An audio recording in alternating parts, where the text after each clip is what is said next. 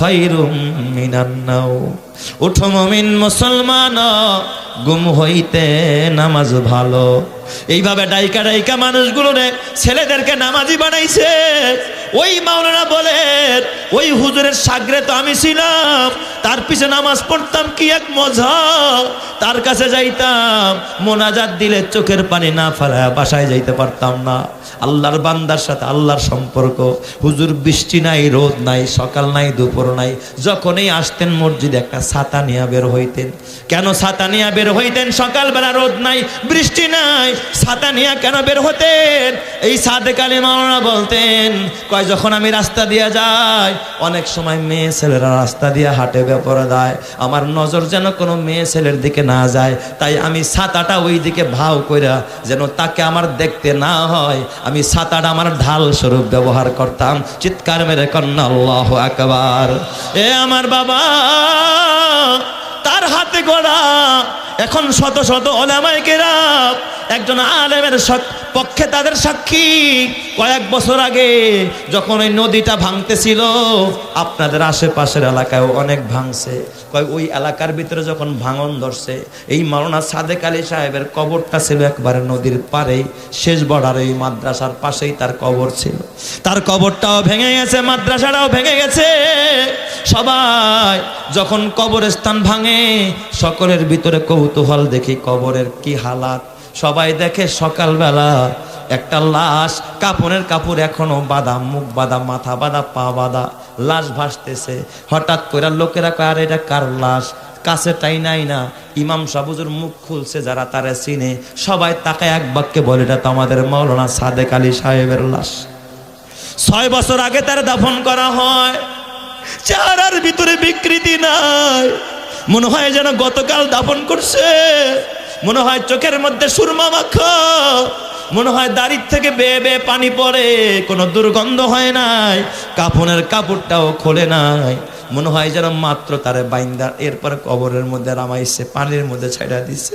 সবাই উঠায় আবার মসজিদের পাশে নিয়ে দাফন করেছে। এ আমার বাবা, মরবি তো কবরে যাবি, কি নিয়া কবরে যাবি?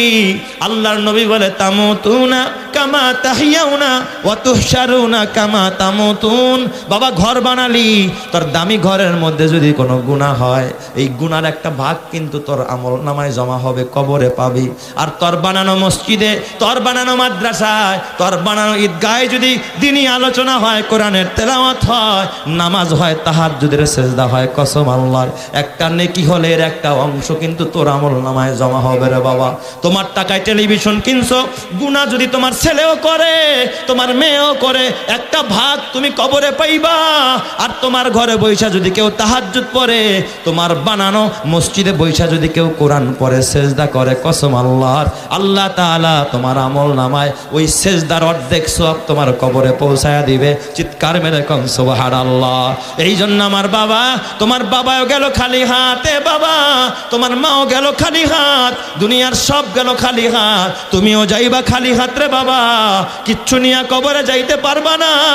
মরার আগে অন্তত একটা আল্লাহর ঘরের খাদেম হইয়া কবরে যাও, একটা মসজিদ বানায় কবরে যাও, একটা মাদ্রাসা বানায় কবরে যাও, একটা ঈদগাহ বানায় কবরে যাও, কোরআনের ঘর বানায় কবরে যাও।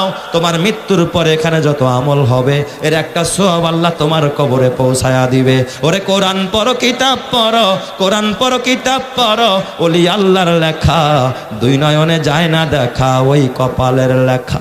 এ বাবা, কত মানুষ বিদেশ যায় মারা যায়, কত মানুষ রাস্তায় মারা যায়, লঞ্চ ডুবে মারা যায়, আগুনে পুড়ে মারা যায়, কার মরণ কোথায় জানা নাই। এখন এই সময় আছে হায়াত থাকতে বাবা আখিরাতের সামান জোগাড় করো। এই জন্য আমি বিদায় কালে এই ভরা মজলিসের মধ্যে যদি আল্লাহর উপরে ভরসা থাকে, কে পারবেন, এখানে একটা মাদ্রাসার ঘর করা হবে, এই ঈদগার জন্য বাবা ওয়াল করা হবে, এইটাও একটা মসজিদের হুকুমের বাবা, এটাও আল্লাহর ঘর, মাদ্রাসা নবীর ঘর, যেখানে কোরআনের ছাত্ররা পড়বে, হাফেজে কোরআনরা পড়বে, আল্লাহওয়ালারা সারাদিন কোরআন তেলাওয়াত করবে। এর নেকি কুতুবাতের কিতাবের মধ্যে লেখে, কারি তৈয়ব সাহেব রহমাতুল্লাহ আলাইহি লেখেন, এই মুসা পয়গম্বর তুর পাহাড়ে যাবে, একটা জঙ্গল দিয়ে রওনা করছে। জঙ্গলের মধ্যে, গভীর জঙ্গলের মধ্যে তাকায় দেখে এক আল্লাহর বান্দা চতুর্দিক দিয়ে তারে বল্লায় মৌমাছি চেনেননি? মৌমাছি এই বল্লায় তারে আঁকড়ায় ধরছে, এমন ভাবে কামড়ায়, চেহারায় কামড়ায়, মাথায় কামড়ায়, কানে কামড়ায়, গোটা দেহের মধ্যে কামড়ানি আরম্ভ করছে।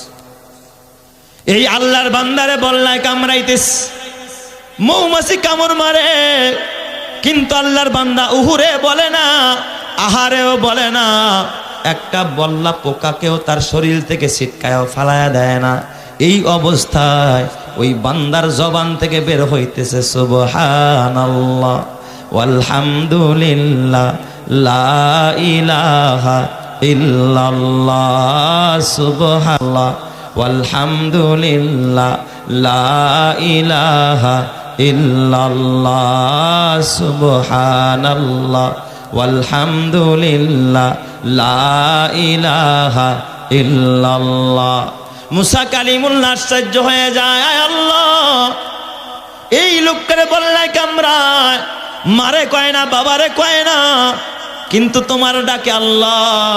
ও মাওলায়ে পাক, এটা তোমার কেমন ইনসাফ? তোমার যেই বান্দা জবান দিয়া তোমারে ডাকে আর তুমি তারে বল্লার কামড় খাওয়াও। আল্লাহর পয়গম্বর ওই লোকটারে পিছন থেকে সালাম দিয়া কয়, আসসালামু আলাইকুম, ও আল্লাহর বান্দা তুমি আমার সালাম নাও। ওই লোকটা সালামের জবাব দিছে।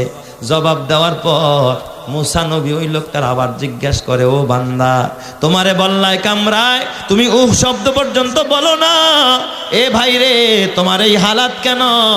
তোমাকে কত বছর যাবত এইভাবে বল্লায় কামড়ায়, কয়দিন যাবত তুমি এই বিপদে আছো, কষ্টে আছো? ডাক দিয়া কা, ও পথিক, তুমি কে? আমি তোমারে চিনি না। ওই লোকটাই মুসা নবীরে চিনি না, কয় আমি তোমারে চিনি না। এই অবস্থায় আমাকে 450 বছর যাবত এই জায়গায় বল্লায় কামড়াইতেছে। কয় বছর জোরে কন? 450 বছর পর্যন্ত কামড়ায়। কয় 450 বছর পর্যন্ত আমারে বল্লায় কামড়ায়। মুসা পয়গম্বর আশ্চর্য, আয় আল্লাহ, ডাক দিয়া কয়, ভাই রে, এত বছর যাবত তোমারে বল্লায় কামড়ায়, এই মৌমাছিতে কামড়ায়, তারপরও তুমি আল্লাহরে বলো না, আল্লাহর নাম জবান থেকে ছাড়ো না। এ ভাই বলো, তুমি তো একজন বড় নেককার, বড় পরহেজগার, বড় মুত্তাকি, বলো গো, তোমার দিলে কোনো তামান্না আসেনি? তোমার দিলে কোনো চাহিদা আসেনি? তোমার দিলে কিছু চাইনি? আমি তোমার একটু খেদমত করতে চাই, আমি তোমার একটু সেবা কইরা আল্লাহর প্রিয় হতে চাই। ওই লোকটা ডাক দেখো, ভাই রে, আমার যা দরকার সব আমার আল্লাহই ব্যবস্থা করে দেয়। সুবহানাল্লাহ জোরে কান সবাই, আরো জোরে কান আল্লাহু আকবার। 450 বছর যাবত বল্লায় কামড়ায়, একটা মুহূর্তের জন্য আমি আসমানের মালিকরে ভুলি না, আসমানের মালিকও আমাকে একটা মুহূর্তের জন্য ভুলে না। আসমানের মালিক অপেক্ষায় আছে, আমার মরণ হবে, আসমানের মালিক আমারে জান্নাতুল ফেরদাউসের মেহমান বানায় নিবে। চিৎকার মেরে কান্না আল্লাহু আকবার। আমিও আল্লাহরে ভুলি না, আমার আল্লাহ আমারে ভুলে না। কয় তাইলে বুঝলাম তুমি বড় পরহেজগার। ও ভাই বলো, তোমার কোনো তামান্না আসেনি? আমার কাছে কিছু চাও কি না? কয় ভাই রে, কোনো তামান্না নাই, তবে আমার দিলের মধ্যে একটা শেষ তামান্না, এই যুগের সেরা নবী মুসা আলাইহিস সালাম আমার দেখতে মন চায়। সুবহানাল্লাহ জোরে কোন সবাই, কারে দেখতে মন চায়? মুসা নবীরে আমার দেখতে মনে চায়, যেই মানুষটার সাথে আল্লাহ সরাসরি কথা কয়। আমার সাথে আল্লাহ সরাসরি কথা কয় না, ওই মানুষটার জীবন কত ধন্য, যেই মানুষের সাথে আল্লাহ তাআলা সরাসরি কথা কয়। আরে বাবা, মুসা নবীর সাথে তো আল্লাহ কথা বলার জন্য 4 শর্ত। অজু লাগতো, তুর পাহাড়ে যাইতে হইতো, জুতা খুলতে হইতো, আল্লাহ যখন বলতো তখন গিয়া দাঁড়াইতে হইতো। এই 4 শর্ত মাইনা আল্লাহর সাথে কথা বলতে হইতো। কিন্তু আল্লাহর নবী কয়, উম্মতেরা, আমার আল্লাহর সাথে সরাসরি কথা বলার জন্য কোনো টাইম নাই, কোনো সময় নাই, কোনো স্থানও নাই। আমার উম্মত যদি নামাজের মধ্যে দাঁড়ায়া খালি জবান দিয়া পর আলহামদুলিল্লাহি রাব্বিল আলামিন, আল্লাহ ডাক দিয়া কয়, হামিদানি আব্দি, আমার বান্দা আমার প্রশংসা করেছে। ও নামাজে কোরআন পড়তে থাকে, আর আমার আল্লাহ ওই নামাজের মাঝে আমার বান্দার সাথে কথা বলতে থাকে। চিৎকার মেরে কন্না আল্লাহু আকবার। তাহলে যে যত বেশি নামাজ পড়বে তার সাথে বেশি কথা বলেন যিনি, তিনি কে? আরো জোরে বলেন না, তিনি কে? কয় ও ভাই, মুসা নবীর আমার দেখতে মনে চায়, এটা আমার দিলের এক নম্বরের তামান্না। বলেন দেখছেনি? আরো জোরে বলেন দেখছে কিনা? যার সাথে কথা কয় তিনি কে? মুসা আলাইহিস সালাম। কয় তোমার আর কোনো তামান্না আসেনি? আর একটা তামান্না আছে। 450 বছর আমারে বল্লায় কামড়ায়, আমার কখনো কোনো পানির পিপাসা থাকে না, ক্ষুধাও থাকে না, মালিক আমারে খাওয়া। কিন্তু এই মুহূর্তে কেন যেন আমার এক গ্লাস ঠান্ডা পানি খাইতে মনে চায়। তুমি কি পারবানি আমার এক গ্লাস ঠান্ডা পানি খাওয়াইতে? এই যে আল্লাহর কাছে না চাইয়া চাইছে কার কাছে? বান্দার কাছে, মুসার কাছে। আল্লাহর এটা পছন্দ হয় নাই, আল্লাহ তাআলার পছন্দ হয় নাই। যে আল্লাহ 450 বছর খাওয়াইতে পারছে, ওই আল্লাহ এখনো খাওয়াইতে পারে কিনা? ঠান্ডা পানি দিতে পারে কিনা? মুসা পয়গম্বর সে তো আর সাথে করে পানি নিয়ে যায় নাই। মুসা নবী দৌড়ায় জঙ্গলের মধ্যে পানি তালাশ করে, কোথায় পানি পাওয়া যায়। এই লোকরে পানি পান না করায় আমি তোর পাহাড়ে যাবো না। হঠাৎ করে খুঁজা এক জায়গা থেকে পানি একটু নিয়া ওই জায়গায় আইসা দেখে লোকটার জিন্দা নাই।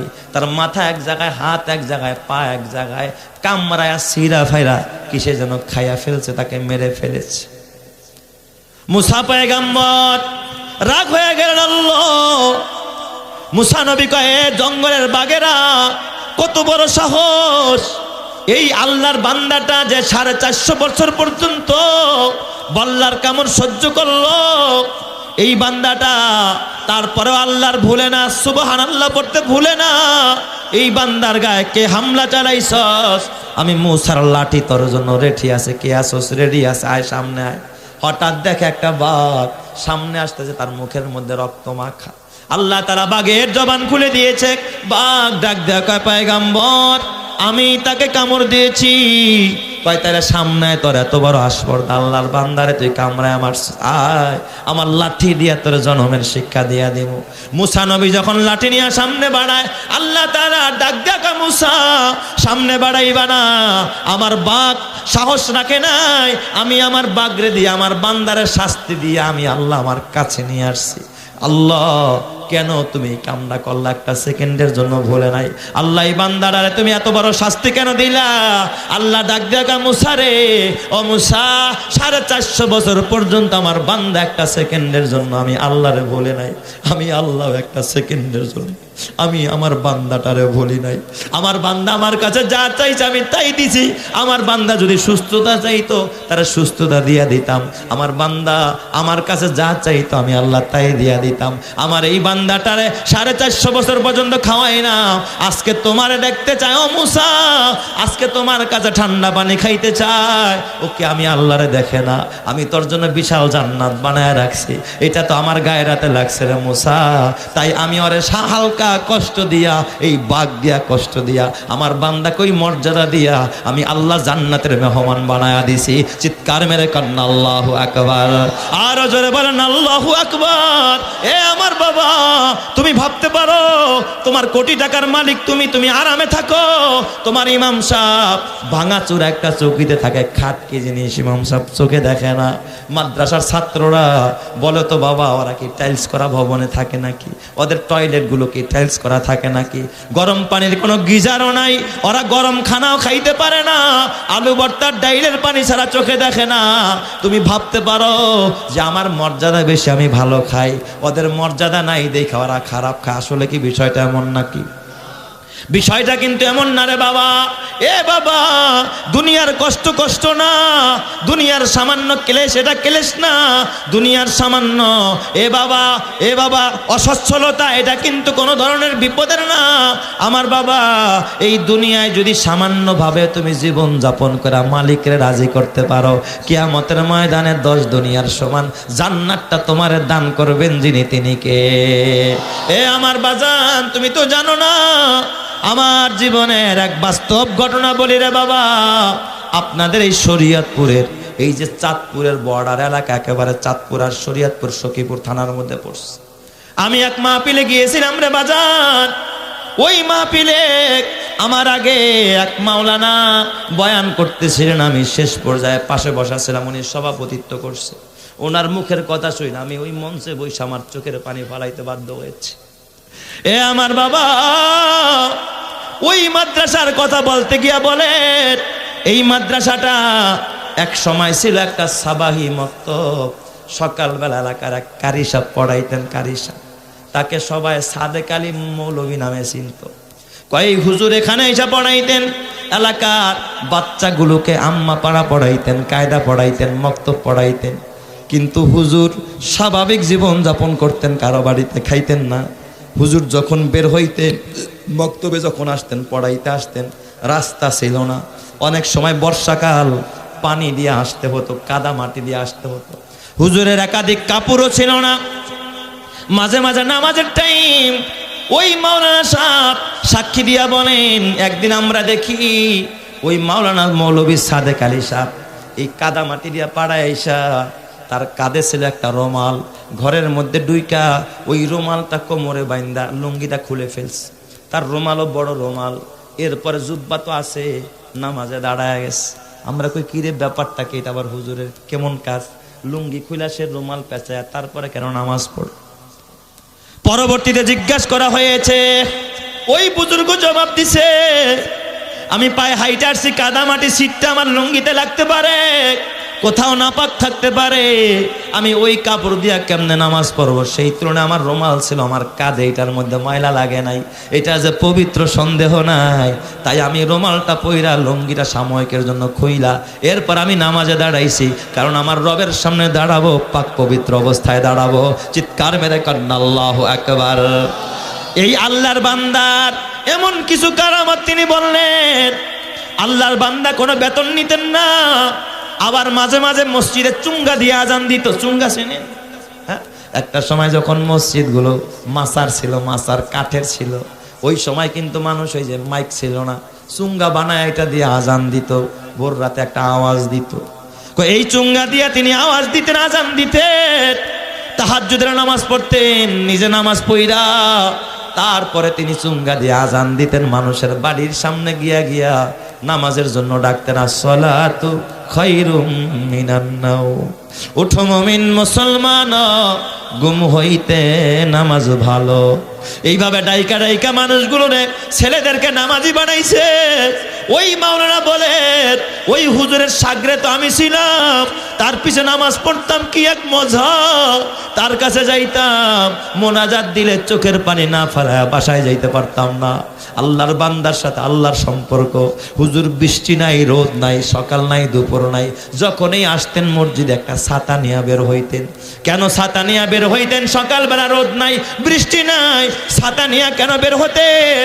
এই সাদেক আলী মাওলানা বলতেন, কয় যখন আমি রাস্তা দিয়ে যাই, অনেক সময় মেয়ে ছেলেরা রাস্তা দিয়ে হাঁটে বেপরদায়, আমার নজর যেন কোনো মেয়ে ছেলের দিকে না যায়, তাই আমি ছাতাটা ওই দিকে ভাও কইরা যেন তাকে আমার দেখতে না হয়, আমি ছাতাটা আমার ঢাল স্বরূপ ব্যবহার করতাম। চিৎকার মেরে কন্যা আল্লাহু আকবার।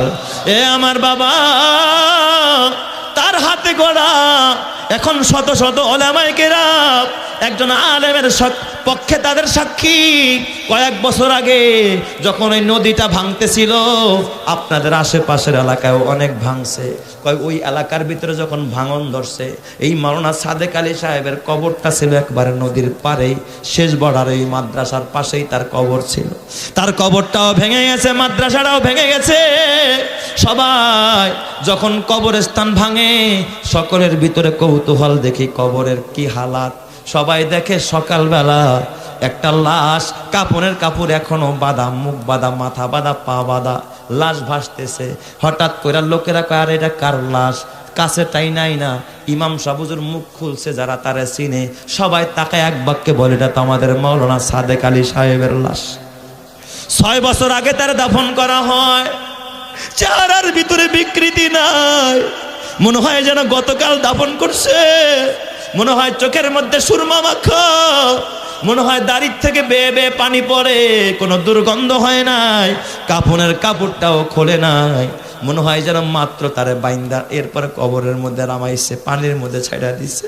সবাই উঠায় আবার মসজিদের পাশে নিয়ে দাফন করেছে। এ আমার বাবা, মরবি তো কবরে যাবি, কি নিয়ে কবরে যাবি? আল্লাহর নবী বলে তামুতুনা কামা তাহিয়াউনা ওয়া তুহশারুনা কামা তামুতুন। বাবা ঘর বানালি, তোর দামি ঘরের মধ্যে যদি কোনো গুনাহ হয়, এই গুনার একটা ভাগ কিন্তু তোর আমল নামায় জমা হবে, কবরে পাবি। আর তোর বানানো মসজিদে, তোর বানানো মাদ্রাসায়, তোর বানানো ঈদগাহে যদি দিনই আলোচনা হয়, কোরআনের তেলাওয়াত হয়, নামাজ হয়, তাহাজ্জুদের সেজদা হয়, কসম আল্লাহর, একটা নেকি হলে এর একটা অংশ কিন্তু তোর আমল নামায় জমা হবে রে বাবা। তোমার টাকায় টেলিভিশন কিনছো, গুনাহ যদি তোমার ছেলেও করে, তোমার মেয়েও করে, একটা ভাগ তুমি কবরে পাইবা। আর তোমার ঘরে বৈশা যদি কেউ তাহাজ্জুদ পড়ে, তোমার বানানো মসজিদে বৈশা যদি কেউ কোরআন পড়ে, সেজদা করে, কসম আল্লাহর, আল্লাহ তাআলা তোমার আমল নামায় ওই সেজদার অর্ধেক সওয়াব তোমার কবরে পৌঁছায়া দিবে। চিৎকার মেরে কম সুবহানাল্লাহ। এই জন্য আমার বাবা, তোমার বাবাও গেল খালি হাতে বাবা, তোমার মাও গেল খালি হাত, দুনিয়ার সব গেল খালি হাত, তুমিও যাইবা খালি হাত রে বাবা। কিচ্ছু নিয়ে কবরে যাইতে পারবা না। মরার আগে অন্তত একটা আল্লাহর ঘরের খাদেম হইয়া কবরে যাও, একটা মসজিদ বানায় কবরে যাও, একটা মাদ্রাসা বানায় কবরে যাও, একটা ঈদগাহ বানায় কবরে যাও, কোরআনের ঘর বানায় কবরে যাও। তোমার মৃত্যুর পরে এখানে যত আমল হবে, এর একটা সওয়াব আল্লাহ তোমার কবরে পৌঁছায়া দিবে। ওরে কোরআন পড়ো, কিতাব পড়ো, কোরআন পড়ো, কিতাব পড়ো, ওলি আল্লাহর লেখা, দুই নয়নে যায় না দেখা, ওই কপালের লেখা। এ বাবা, কত মানুষ বিদেশ যায় মারা যায়, কত মানুষ রাস্তায় মারা যায়, লঞ্চ ডুবে মারা যায়, আগুনে পুড়ে মারা যায়, কার মরণ কোথায় জানা নাই। এখন এই সময় আছে হায়াত থাকতে বাবা আখিরাতের সামান জোগাড় করো। এই জন্য আমি বিদায় কালে এই ভরা মজলিসের মধ্যে যদি আল্লাহর উপরে ভরসা থাকে, কে পারবেন, এখানে একটা মাদ্রাসার ঘর করা হবে, এই ঈদগার জন্য বাবা ওয়াল করা হবে, এইটাও একটা মসজিদের হুকুমের বাবা, এটাও আল্লাহর ঘর, মাদ্রাসা নবীর ঘর, যেখানে কোরআনের ছাত্ররা পড়বে, হাফেজে কোরআনরা পড়বে, আল্লাহওয়ালারা সারাদিন কোরআন তেলাওয়াত করবে, এর নেকি